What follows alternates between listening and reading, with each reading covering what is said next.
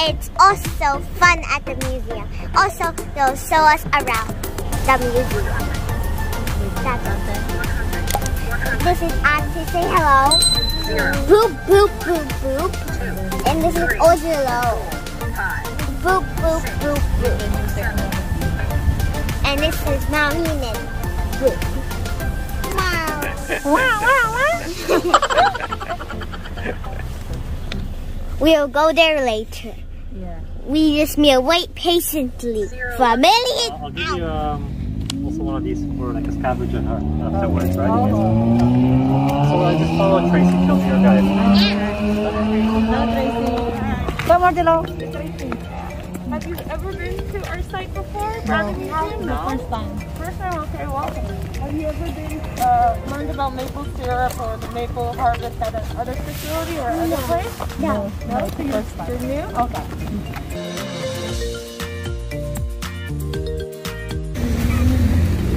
And we're almost at the museum. Yeah. Also, it's Do you know which one is the museum? no. No? Okay, so I'll point out. So that's the Bradley House over there. That's the Bradley Museum. Then we have the lovely Anchorage building. And then here we have the log cabin. That used to be in the Port Credit area of Mississauga. Oh, Port Credit.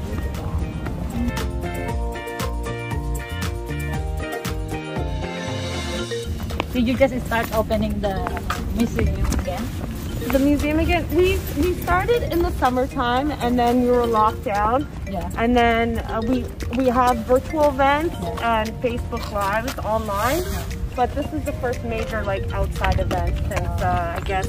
Okay, so we're gonna bring in here. Welcome. I'm just gonna read an important land statement. Okay. Okay. So to begin, we would like to acknowledge the land on which we work and create. We acknowledge that this is the traditional territory and treaty lands of the Mississauga of the Credit First Nation and traditional homeland of the Huron-Wendat, Anishinaabe, and Haudenosaunee First Nations. We acknowledge that the many First Nations, Inuit, Métis, and global indigenous people who call this region home today. We acknowledge all the past, present, and future caretakers of the land, and we acknowledge that these words only have meaning if they are followed by a thoughtful action and a commitment to listening and learning. Okay, thanks. So today we're going to learn about maple syrup. Now, do you guys like maple syrup? Yeah. What do you eat maple syrup on? On pancakes? Anything else? Bread. Bread, waffles. Waffles. Have you ever tried cooking with maple syrup before? No? I've tried it on salmon fish. Pretty tasty, yeah. So how do we get maple syrup? Where does it come from? The trees, right? trees. Yeah. Oh. So we get it from sap that comes from the trees. Now, we don't get sap from trees. All types of trees produce sap, but it's the maple tree specifically is that where we get the maple syrup because the sap that comes from the tree is the sweetest. So when the sap comes out, it's actually 98% water and 2% sugar. But then there's certain maple trees or sugar maple trees that are the best for getting the maple syrup. So here we have examples of some of the native species of maple trees in Canada. So you recognize the sugar maple one that looks like the maple leaf, right? Mm-hmm. And then you see some of these are the other trees, the leaves. You see the Norway, silver, birch, black, amber, and the red. Ooh. And this is what the sap and the sugar ratio, right? See, so the sugar maple tree is the sweetest sap. Okay? Okay, so we're gonna go start over there. Step one, how to get the process of getting that maple syrup.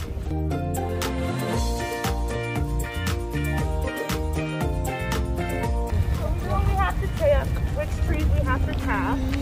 So what is the first step of getting the sap out of the tree? What do you think we need to do? What do you think, Audrey?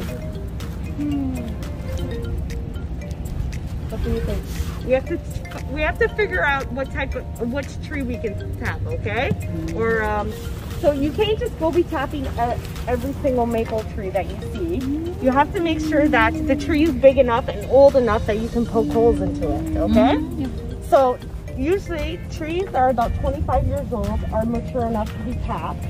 And depending on the diameter, it will tell you if you can put 1 tap, 2 taps, 3 taps, or 4.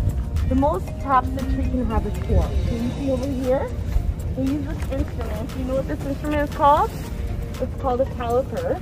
And so they measure the diameter of the tree, and it'll tell you how many taps you can have. So right over here, you have 12. If it's 12 inches in diameter, you can put 1 tap. 18, you can put 2 taps. 24, and so on. And so if you have something that's 32, you can have 4 taps. Now over the years, so the First Nations, they would just use the axe to put a gash in the tree, and then they would put something called this. It's called a spile. Have you seen this before?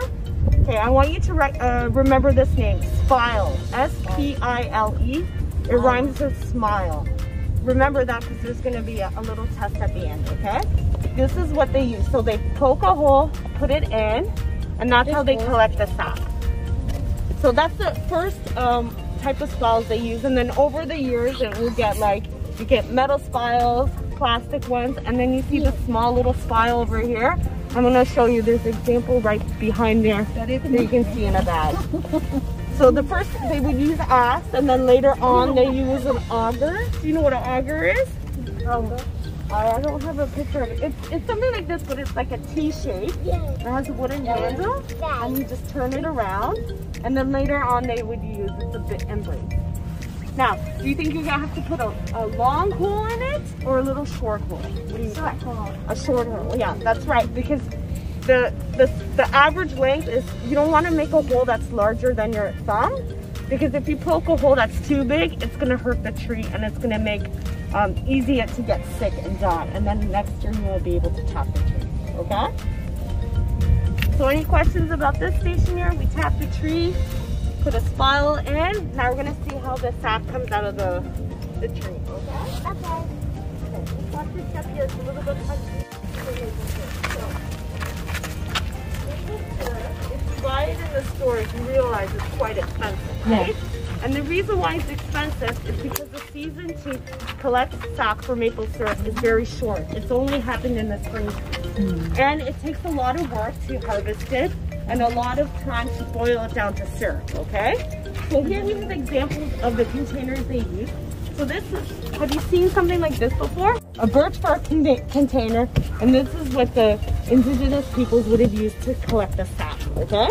Now the indigenous people, they were here for many years, and they were the ones who taught the early settlers about maple harvest, right? So the settlers came, and they didn't know anything about making maple syrup. So it was the indigenous people who showed them ways to collect the syrup, what to do, and it was a necessity for them to survive, because making maple syrup and then turning it to sugar would actually preserve their food for the winter.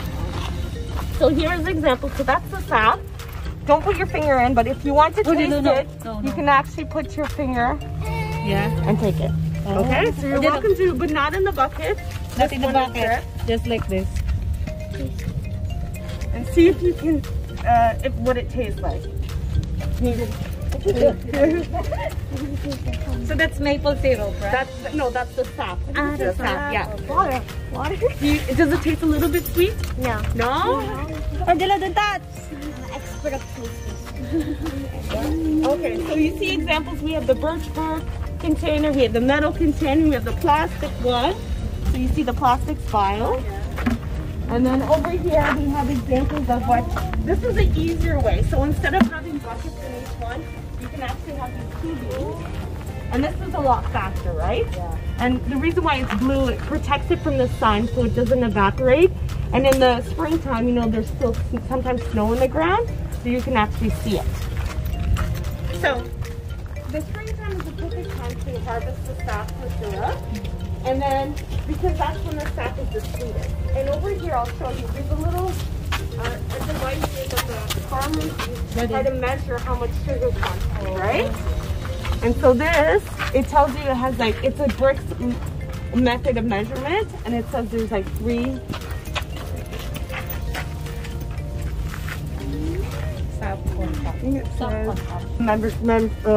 measurement of how sweet the sap is. And you see over here, in general, it takes 40 buckets of sap to make 1 bucket of maple syrup. And that's why it's very tedious, and that's why it's expensive at the end. Okay.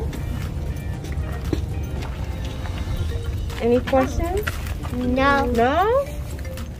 Okay. In reality, you need a larger piece of land with a lot of tables.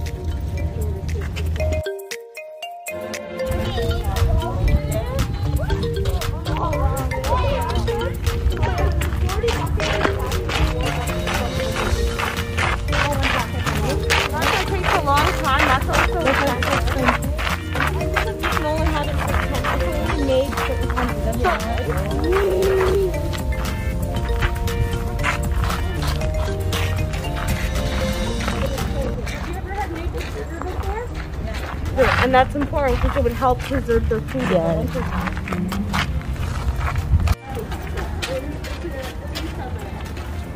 So the Bradley family lived on this land that actually, this house is actually closer to the lake.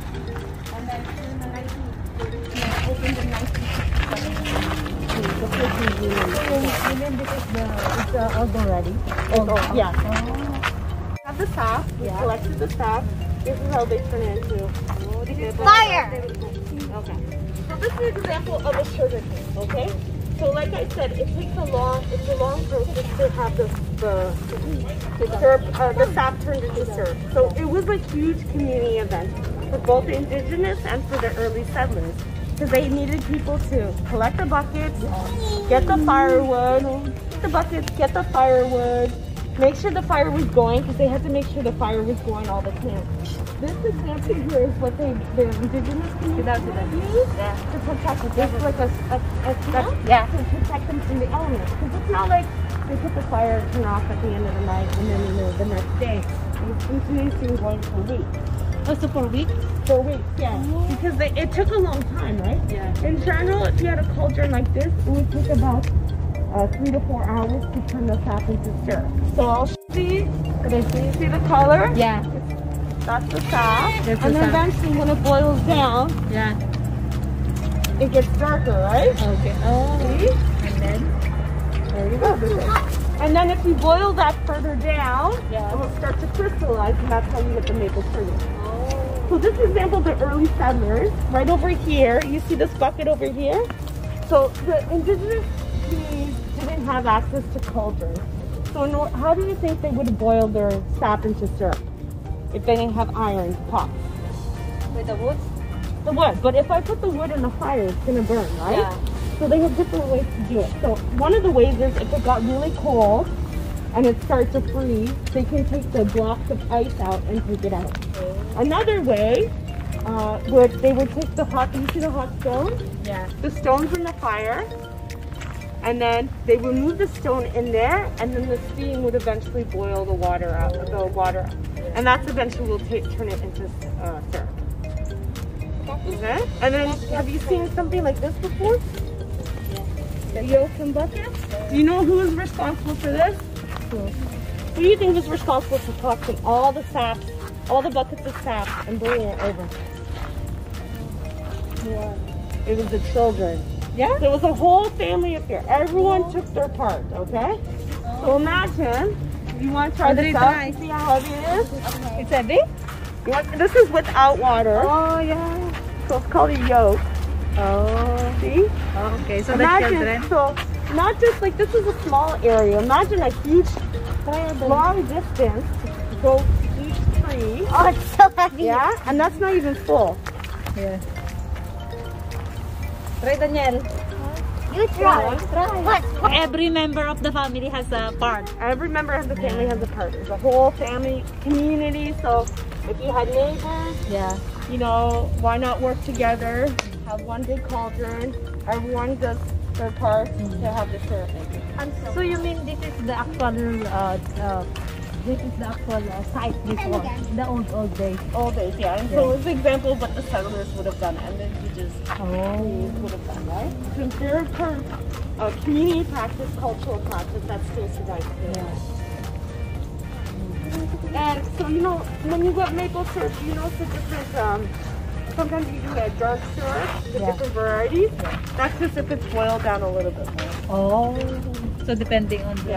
And then if you want to use the sugar, sometimes, if you boiled it really down and you threw it on snow, it would turn into taffy and sugar. Oh. Okay, any questions about this area here? No. No? Collecting the bucket or over here? Collecting the bucket. That would be your favorite part? You, Danielle, what is your favorite part? I don't know. Me cooking. Cooking, That's the old tradition. Making it into candy, right? Oh, yeah. Right now they would have, like some sugar canes, they actually still use this process, but now they have modern technology where they have evaporators where it's like a long pan, and that would, it would take that much faster to turn the sap into syrup. Okay? So you're not making any syrup yet, maple syrup? No, we're just doing for demonstration. We don't have enough sap to harvest to make syrup, So you can make maple syrup into maple sugar. You can use it for cooking. If you go online on our website, there's videos of actually how to turn the syrup into sugar if you want to try that at home, or to make taffy. And so these are some of the devices we have, right? So that's the jar for the syrup and the sugar, file, lid, the drill bit, bucket. Okay? Do you want to try a game here? You want to try? You want to?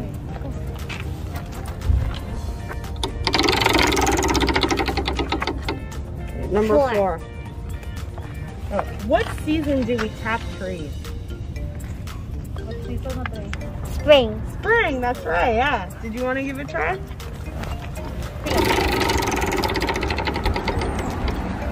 Why? Okay. This is the hardest question of them all. What food would you never ever add maple syrup to? Dun dun dun. It's a trick question. Maple syrup makes everything better. What is that? So nothing? Nothing. Oh. But I don't know. I've had it on fish. Well, I baked it with fish. I don't know. I haven't put it on it. So you remember that word? What did I say? What's that word that you had to tell me in the beginning? You tap a tree with what? Spile? Spile, that's right. Ah, good job, Danielle. You remember. And what does it rhyme with? Smile. Smile.